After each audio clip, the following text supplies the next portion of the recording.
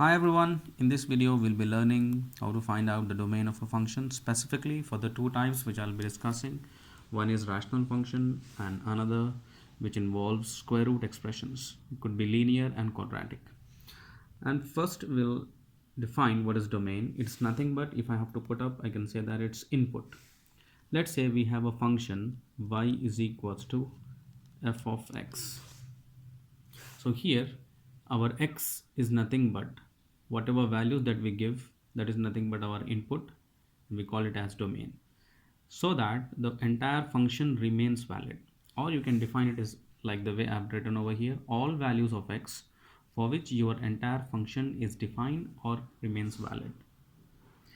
Remember, for the rational function that we'll be defining or that we'll be learning in a couple of minutes, that is f of x over g of x, wherein you have two functions, your domain would be all values except the denominator should not be 0. That's why I've written g of x should not be equal to 0, or you can say your denominator should not be 0. Okay, if you have the square root expressions, like example, I've written x plus 3, or it could be x square minus 3, it could be in any form. Okay, so in that case, since we know that square root is defined for the positive values, if it is in the numerator, definitely you will have x plus 3 or whatever expression linear quadratic should be positive or 0. Well, if the same square root function, if you have it in the denominator, then it would be only greater than 0. We have to take the combination of these two. It means denominator cannot be 0. That's the reason we are saying only positive values.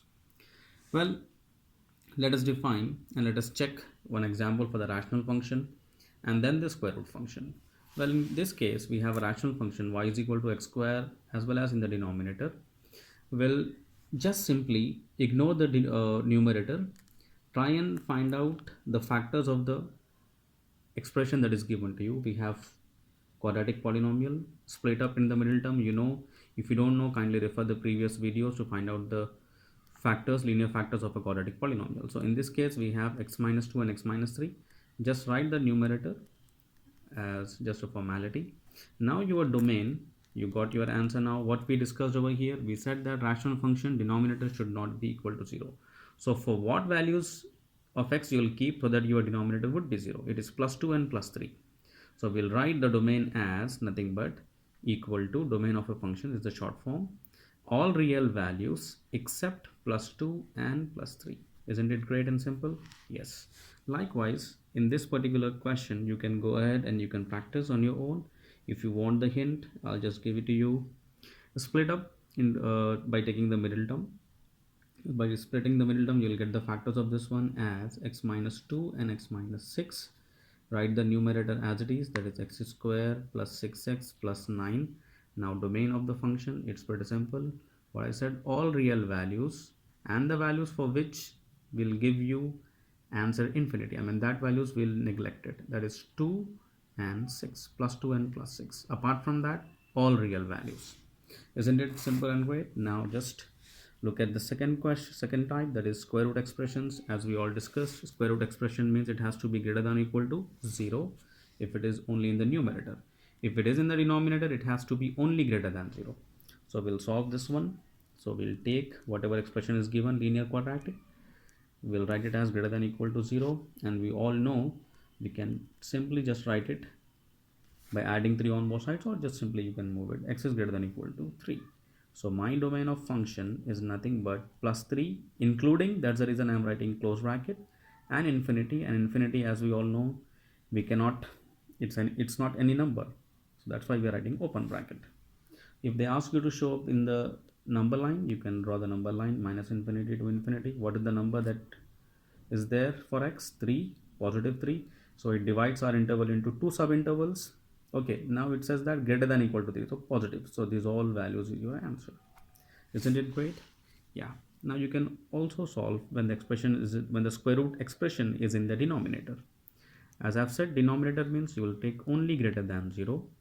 So x greater than, if you add up negative 2 on both sides, you'll get greater than 2.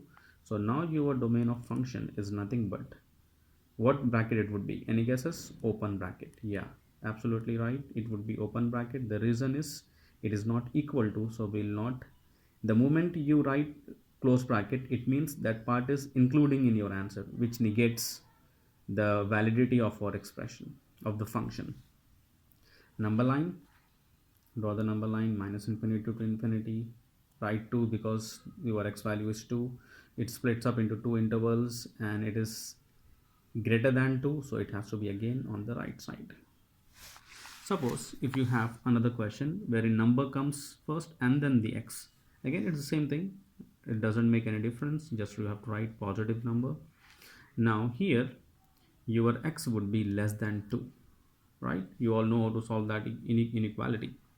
So your domain of f is less than 2, so less than 2 means negative infinity should be written first and then the number. Again it is less than, so we'll not be writing close bracket, we'll be writing open. To show that in the form of number line, to show the solution of the number line, just write 2 which splits up, since it is less than 2, so it's now it is on the left side. Isn't it great and simple? Yes. What if you have both the questions, I mean both the square root expressions in the combination like in this particular form? Don't worry, we all know that denominator cannot be equal to 0, so my x values cannot be equal to 3. One hint we got it, but the entire expression in the root should be what? Greater than or equal to 0. We all know that. But in this situation, many students will do a mistake. What they do is they will try and multiply 3 minus x on both sides and they'll end up getting in this particular answer, which is absolutely wrong. You cannot have like this scenario. So in order to avoid this, what do we have to do? You have to take up the denominator and the numerator. Both should be greater than equal to 0. We have to find out x in such a way.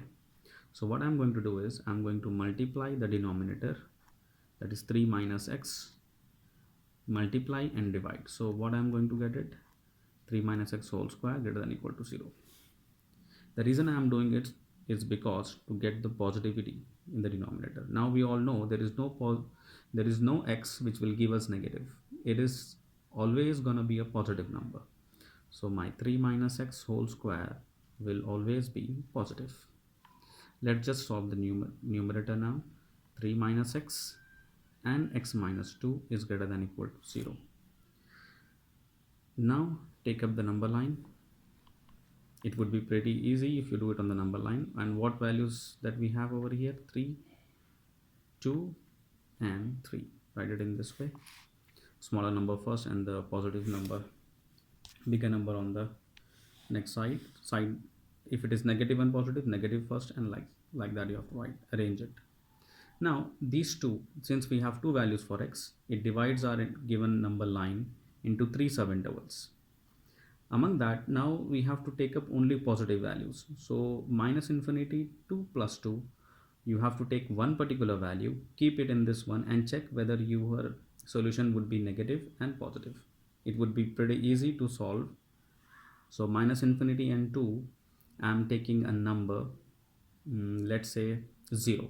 If I put it over here 0, it remains positive. If I put it here 0, it gives me negative. So positive and negative multiplication would be negative, so which I'm going to put here.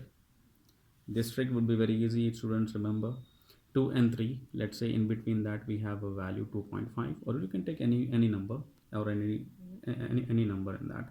So 2.5, if you paste it over here, you'll get 0.5, which is positive. But and here 2.5, if you put, again it is positive, so this solution remains positive over here. What if you take 3 and infinity, let's say 4, plus 4. Plus 4, if I keep it over here, I'll get negative, here positive, which gives me negative. And remember, for the square root, we need to take up such. Now among these three, you might be wondering, okay, what do I have to do? How should I find the domain of a function? As the inequality says, okay, it has to be greater than 0. So these values would only be our answer. Correct? But remember, I can take plus 2 with the close bracket. Can I take 3 with the close bracket? No, because we have already said denominator cannot be 3 as it will negate.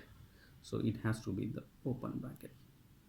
So this is the tricky question regarding the domain of a function. But I guess all the previous questions which you have learned, it's pretty simple. Kindly work it out by taking some more examples.